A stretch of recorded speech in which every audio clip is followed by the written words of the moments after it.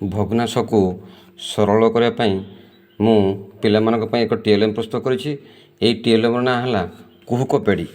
ଏହି ଟିଏଲ୍ଏମ୍ରେ ମୁଁ ଦୁଇଟା କାଗଜରେ ସ୍କେଲ୍ ତିଆରି କରିଛି। ଗୋଟିଏ ସ୍କେଲ୍ ଲବ ଆଉ ଗୋଟିଏ ସ୍କେଲ୍ ହର ମଝିରେ ବିଭକ୍ତକ କାର ଦିଆଯାଇଛି।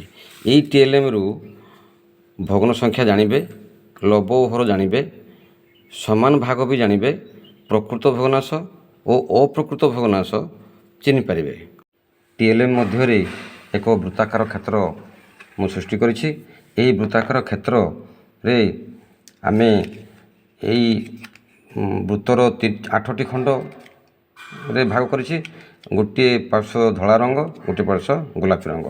ଏଗୁଡ଼ିକୁ ଆମେ ଏହି ବୃତ୍ତ ମଧ୍ୟରେ ଖଞ୍ଜିବା।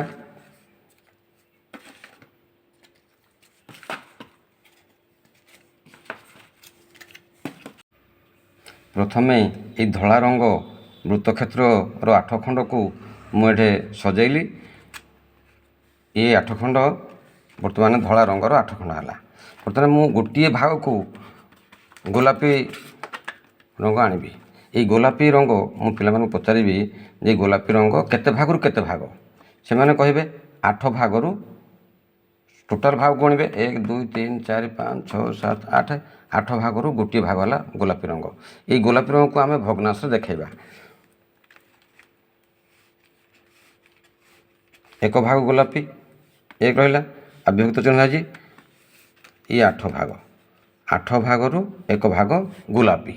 ବର୍ତ୍ତମାନ ମୁଁ ଆଉ ଗୋଟିଏ ଭାଗକୁ ତାର ଗୋଲାପୀ ରଙ୍ଗ ଆଣିବି। ବର୍ତ୍ତମାନ ପଚାରି ପିଲାଙ୍କୁ ଯେ ଏବେ ବର୍ତ୍ତମାନ ଗୋଲାପୀ ରଙ୍ଗ କେତେ ଭାଗରୁ କେତେ ଭାଗ? ସେମାନେ କହିବେ 8 ଭାଗରୁ 2 ଭାଗ। এই 8 ଭାଗରୁ 2 ଭାଗକୁ ଭଗ୍ନାଂଶରେ ଦେଖାଇବେ। ବର୍ତ୍ତମାନ এই ଭଗ୍ନାଂଶ ଦେଖାଇଲେ ବର୍ତ୍ତମାନ 2 ଏଇଟାକୁ ପଢ଼ିବେ 2 ବିଭକ୍ତକ 8। ଏହିପରି 3 ଭାଗ, 3 ଭାଗ ସେମିତି ସେମାନେ ମଧ୍ୟ 3 ବିଭକ୍ତକ 8 ହେଲା। ଏହିପରି 3 ଭାଗ, 4 ଭାଗ, 5 ଭାଗ, 6 ଭାଗ, 7 ଭାଗ, 8 ଭାଗ ପର୍ଯ୍ୟନ୍ତ ଆମେ ଏହିପରି ପ୍ରକ୍ରିୟାରେ ଆମେ ତାଙ୍କୁ ଏ ଭଗ୍ନାଂଶ ଶିଖାଇବା। 8 ଭାଗ ଯେତେବେଳେ 8 ଭାଗ ହେଇଯିବ, ସେ ପିଲାମାନେ ଜାଣିବେ ଯେ ଏଇଟା 8 ଭାଗରୁ 8 ଭାଗ ଗୋଲାପୀ ରଙ୍ଗ। 8 ଭାଗରୁ 8 ଭାଗ ଗୋଲାପୀ ରଙ୍ଗ ଏବେ କରିବା 8 ବିଭକ୍ତକ 8।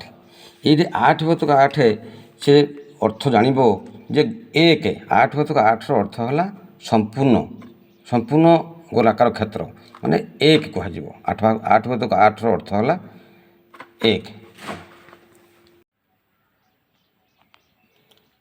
এই ଗୋଲାକାର କ୍ଷେତ୍ରକୁ ଆମେ ମଧ୍ୟ ଅଧା, ଚଉଠ ପଢ଼ାଇ ପାରିବା। ଅଧା କହିଲେ କ'ଣ? ଦେଖ, ଏଇ ଗୋଲାପୀ ରଙ୍ଗ ଅଧା, ଏ ଧଳା ରଙ୍ଗ ମଧ୍ୟ ଅଧେ। ଅଧେ କହିଲେ କ'ଣ? 1 ବିଭକ୍ତକ 2, 1 ଓ 2କୁ ଆମେ ଅଧେ କହୁଛନ୍ତି। ଏବେ ବର୍ତ୍ତମାନ ଚଉଠ ବି କରିପାରିବା ଆମେ।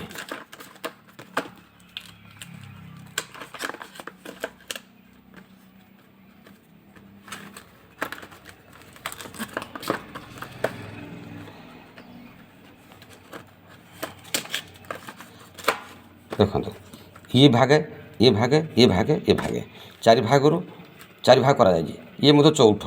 ଗୋଲାପୀ ରଙ୍ଗ, ଗୋଲାପୀ ରଙ୍ଗ ଚଉଠେ, ମାନେ 4 ଭାଗରୁ 1 ଭାଗ। ଇଏ 1 ଭାଗରୁ 4, ଏହାକୁ କୁହାଯାଏ ଚଉଠ। ଅଧା, ଚଉଠ ଏଥିରୁ ମଧ୍ୟ ଆମେ ଜାଣିପାରିବା। ପିଲାମାନଙ୍କର ପାଠ ପ୍ରତି ଆଗ୍ରହ ସୃଷ୍ଟି କରିବା ଏହି ଟିଏଲ୍ଏମ୍ର ମୂଳ ଲକ୍ଷ୍ୟ। ଆଶା କରୁଛି ଆପଣମାନେ ମଧ୍ୟ ଏହିପରି ଟିଏଲ୍ଏମ୍ ପ୍ରସ୍ତୁତ କରି ପିଲାମାନଙ୍କୁ ପଢ଼ିବା ପାଇଁ ଜାରି ରଖିବେ।